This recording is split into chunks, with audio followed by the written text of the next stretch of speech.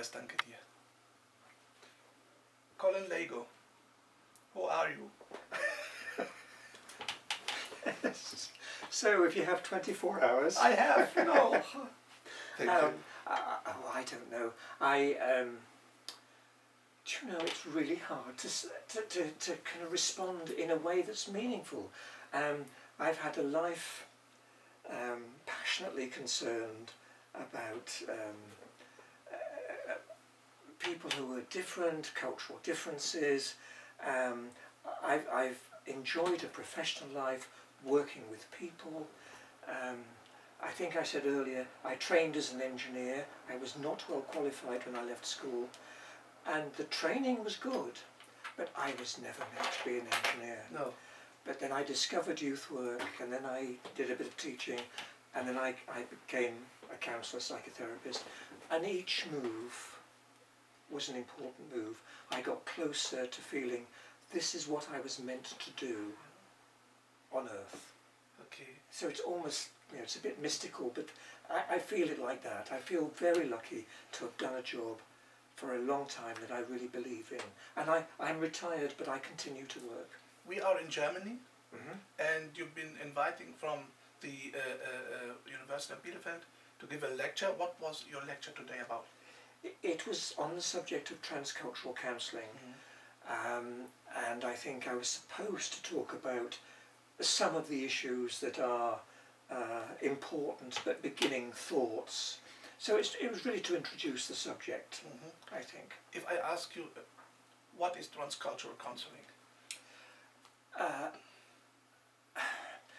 At its most simplest, some people would argue it is two people, any two people in a room where one person has personal concerns that they want to talk about, and they therefore share it with the counsellor, on the sense that all of us at some level are similar and different.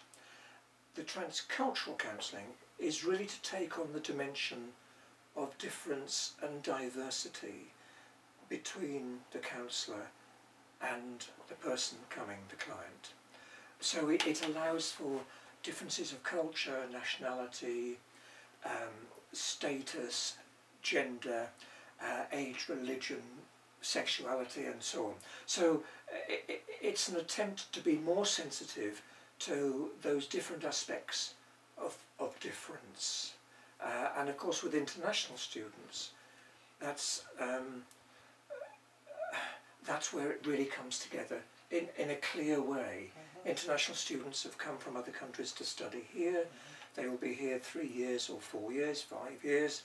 And in many ways they are clearly different to the person who lives here, who works here. And so transcultural counselling is to try to conduct counselling to be helpful to the other person, to help them tell and explore their story and their distress, but being sensitive to the many differences that they would represent, and being sensitive to the fact that I think I'm understanding, but am I really? And what does it really mean because you've talked about your auntie or your mother, or you've talked about love, or, you know, trying to make sure I'm not making too many assumptions that I know what you mean. So it's an attempt to be sensitive in counselling to people who are very different. Mm-hmm. I've never defined it like that, but thank you for the question. Exactly. That's great, because I can now buy the video as a first exclusive, one of the most famous. Colin, the main, maybe not the main topic in the transcultural counseling is culture. You did a lot of in your lecture today. You had maybe a little time to explain what is culture and the critic of culture. Can we say the culture of transcultural counseling? I mean, the word is very complicated. What does culture mean to you in this context? Oh, gosh. Yeah.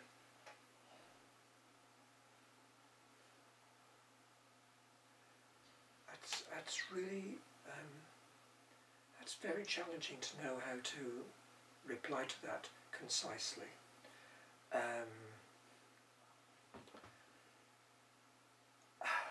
Because in a sense, culture determines, I think, everything I am in the world and everything you are in the world.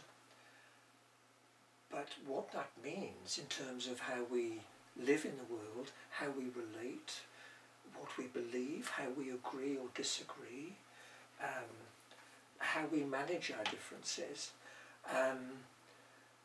for me that's in the arena of transcultural. Also, what I didn't have time for in the lecture was not only that, of course, transcultural counselling focuses a lot on culture, but of course a whole area I didn't get into was the experience of people who are in minorities in different cultures, and often they can experience a very different life to somebody who is in the majority culture. That they might suffer racism, discrimination, harassment, and you know, so on, and so having an acute sensitivity to power and powerlessness, even in the transcultural relationship, the counselling relationship, is very important. Because, for example, if I was at home, I'm in the majority group in all sorts of ways. And if you were a client, you're coming from Germany with your origins as well, you might be somebody who's just recently arrived and doesn't enjoy that level of societal power. You know, you might not have a fluency with the language and so on and so forth. So the issues, I think of how can we flatten the power hierarchy, if that's ever possible, but how can we be sensitive to it so that you can fully articulate and be the person you are, and that I can fully accept that and receive it, and us try to work with that. So that's also a big arena in transcultural counselling. If you don't mind, last question. Yes. I'm glad you mentioned that there are more big arena in the context of transcultural counselling. The last question will be identity and identity development in this context. What does that mean? Okay. In the 1980s and 1990s, a lot of American colleagues, sociologists mainly, began to look at the issues of identity. Who am I and who do I think I am? And who are you and who do you think you are? And they developed a whole series of psychological models suggesting a development in one's sense of development, or ethnic identity development, from being somebody who actually is not very aware of my identity, and I don't like them over there. I'm stereotyping, you know. And the models suggest that as you become more aware of who you are, and you become more aware of how you relate also to other groups. And so these models chart this development. And they're psychological models. So psychological models don't always fit reality, but they are very interesting. So they were the identity development models, and there are many of them, for teenagers, for particular groups, subgroups in America. Yeah. So intellectually interesting. But the next bit was that there was a particular African-American writer who did a huge amount of research in relation to these models and therapy and transcultural counselling. And what he discovered was, quite conclusively, I think of course it makes sense, but it took a long time to validate it, was the more comfortable I can be with who I am,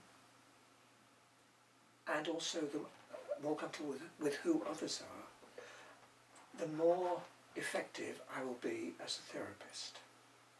And this was quite conclusive, you know. So the higher stages of development you're able to achieve along this model means that you are increasingly comfortable with difference. You're increasingly comfortable with who you are, where you come from, but you're increasingly comfortable with accepting other people, where they come from, what they believe, and so on. But it has a powerful effect on the counselling process. So that's identity development. That's great. What is the name of this model? The American author? Thank you for the question.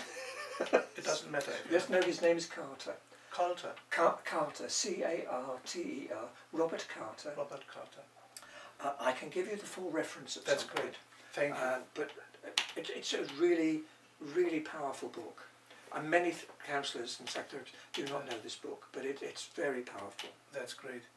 Colin Lago, thank you very much. You're very welcome. My guest. Very and welcome. The audience. Wait. Yo, thank you very much, and see you again. It's been a pleasure. Thank you. My name is Sadiq Khan, and I am the Mayor of London. Thank you.